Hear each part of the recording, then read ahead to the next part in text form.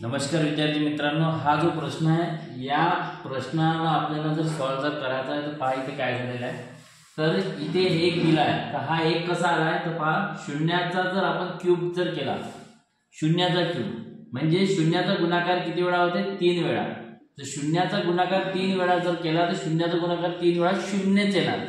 किती येणार? शून्य। त्यानंतर आपण 1 चा जर क्यूब केला, 1 चा घन जर केला म्हणजे 1 चा गुणाकार आपण 3 वेळा जर करतो, 1 गुणिला 1 गुणिला 1, 1 चा गुणाकार 3 वेळा जर केला तर किती येते? किती येणार?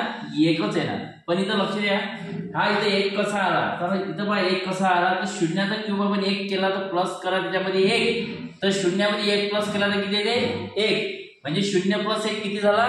1।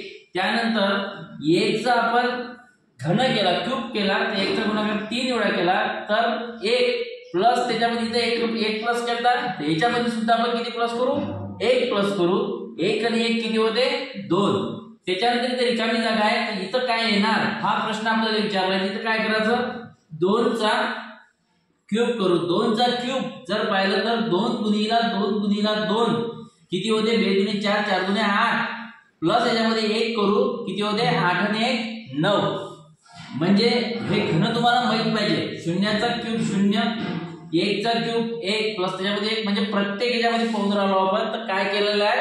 1 काय केला? प्लस केला याच्यामध्ये। त्याच्यानंतर पहा इथं 3 चा क्यूब करू, 3 चा घन करू। 3 चा घन 3 गुणिला 3 गुणिला 3 किती होते? 3 चा क्यूब 27 होते, प्लस त्याच्यामध्ये 1 करू, किती होते? 28। पाहिजे 28 आले। त्याच्यानंतर 4 चा काय करायचा? 4 चा घन किती होते? 64। 4 चा गुणाकार 3 वेळा किती? 64 प्लस करायचा त्याच्यामध्ये 1 किती होते? 64 ने 1 65। पाहिजे 65 आले। त्याच्यानंतर 5 चा घन करू, 5 चा घन किती? 125 प्लस त्याच्यामध्ये करा 1 आणि 125 प्लस 1 किती होते? 126। म्हणजे याचं उत्तर जर पाहिलं तर इथं जे येणार हे कोणतं ऑप्शन येणार आहे? हे 1 नंबरचं। म्हणजे हे आपण सॉल्व केलेलं आहे इथं पहा। तर या पद्धतीनं हे उदाहरण आपल्याला सॉल्व करायचं आहे। त्याचं उत्तर 1 नंबरचं ऑप्शन आहे ते किती येते?